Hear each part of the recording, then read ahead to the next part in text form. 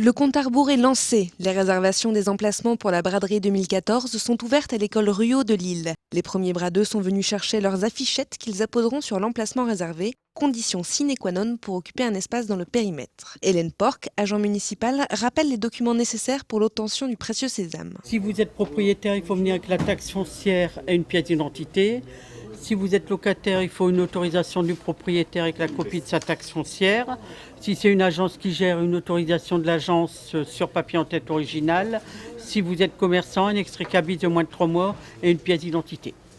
Ça part très vite, c'est surtout le boulevard de la Liberté, la rue Léon Gambetta et la rue de Paris. Ce sont les 3 rues qui partent très rapidement. Si les réservations sont ouvertes jusqu'au 3 septembre, mieux vaut donc ne pas tarder pour obtenir l'emplacement idéal, facteur de bonne vente. 10 000 emplacements sont toutefois disponibles dans le périmètre. Bradeux débutants ou avertis, tous viennent vendre et partager une bonne ambiance. On a énormément de choses à vendre vu qu'on fait vraiment le débarras de la maison, donc tout est à vendre. C'est l'occasion d'avoir un bon contact avec le voisinage puisqu'on est en appartement et puis de faire une braderie avec les enfants. C'est familial, on fait des sandwichs, on passe un bon moment, espérons que la météo soit au rendez-vous. Coup d'envoi de la braderie 2014, le 6 septembre à 14h. Noah et Nathan, 2 jeunes Américains, viennent chaque jour voir Christiane. Les 2 jeunes hommes, impliqués dans l'association Les Petits Frères des Pauvres, partagent quotidiennement un moment de convivialité avec cette retraitée en situation d'isolement. Une promenade, une discussion, la présence de ces bénévoles a sauvé la vie de la vieille dame. Je vais vous le dire franchement, beaucoup de gens m'ont dit que ça m'avait sauvé, et moi je le dis aussi, les petits frères m'ont sauvé de mon état dépressif. Je me suis attachée à ces personnes et depuis...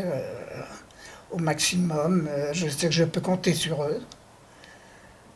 Franchement, je trouve qu'ils ont un mérite très fort. Et puis maintenant, je fais partie de la famille, c'est ma famille. Les 2 jeunes hommes, initialement venus pour un stage de français, se sont pris d'affection pour l'association et viennent en France désormais chaque année pour s'occuper des personnes âgées. C'était mon prof de français, je suis étudiante de français, qui m'approchait en disant que je pouvais faire un petit stage en France. Et je pouvais m'occuper des personnes âgées.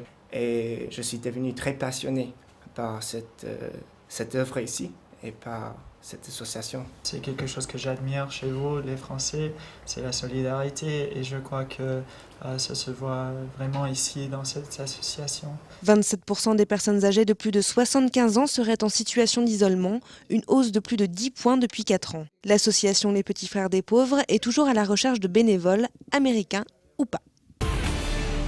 Des produits locaux, du producteur directement au distributeur, c'est le concept du magasin enviedici.com. Ouvert il y a 3 ans et demi par Amaury Tout le Monde, le bilan reste mitigé, mais pas question de baisser les bras pour ce militant éco-responsable. On a un petit peu de tout en clientèle, hein. On a des clients qui sont plutôt militants et sensibles à notre démarche, qui viennent de la région ou de la métropole pour, par exemple, le vrac en produits d'entretien, qui viennent remplir leurs flacons. Ou après, on a aussi une clientèle de quartier qui vient pour la qualité des produits. Une fois qu'ils ont goûté, généralement, ils reviennent parce que la qualité est là. C'est un job militant qui nous plaît, donc c'est vrai qu'on continue. Et puis je pense qu'on est dans l'air du temps. Les gens ils se retournent vers les produits de qualité. Et, je pense que ce serait dommage d'arrêter maintenant, même si c'est pas facile tous les jours. Fruits et légumes, viande, volaille, un grand choix de bières uniques, tout ici provient dans un rayon de 150 km. Consommer local, une démarche à la fois écologique et humaine, tout en assurant l'avenir économique de notre région. L'idée trouve ses adeptes. Cette démarche-là m'intéresse. Effectivement, c'est plutôt l'inverse de ce que peuvent faire les grandes surfaces. Donc c'est plutôt une manière de travailler différente qui met en avant le producteur. C'est plutôt sympa, ouais. Je pensais que le concept était simplement du produit local, mais ça va plus loin, c'est ok, intéressant. Je ne m'attendais pas à trouver toute ma liste de courses non plus, je savais bien quel concept c'était, mais j'ai trouvé une partie, notamment la bière. Le magasin propose également des livraisons sur toute la métropole lilloise via son site internet. C'est l'été à la gare Saint-Sauveur et comme tout bon estivant, on lézarde et pourquoi pas dans le lit d'une chambre insolite. Dans le cadre de l'île 3000, le collectif d'artistes Métallu à Chahuté propose une exposition originale dans le sous-sol de la gare Saint-Sauveur. Visite avec la créatrice de la bande-son, membre du collectif. Nous sommes dans la salle des machines. Action, démarrage. On pompe ici. Pour le diesel, faire monter la pression. Ok. allumage des machines. Et vous avez ici l'allure du moteur. Attention, démarrage.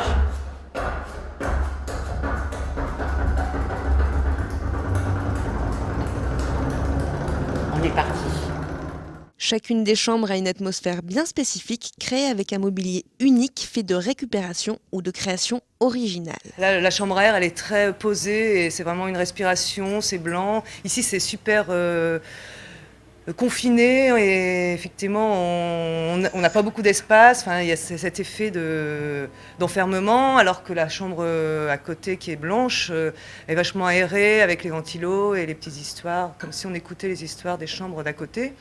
Donc c'est vraiment des univers différents, et la chambre des machines qui est aussi confinée mais différemment, où on est vraiment dans du métal et où il fait très chaud parce que c'est une chambre des machines, et on pourrait dire qu'il y a la chaudière, donc des éléments qui réchauffent encore le lieu qui sont présents. Rappelons que l'hôtel Europa loue gratuitement ses chambres de 30 minutes à 1 heure entre amis ou en famille. C'est la fin de cette édition. Merci à toutes et à tous de l'avoir suivi. Merci de votre fidélité sur Grand Lille TV. L'information continue dans un instant.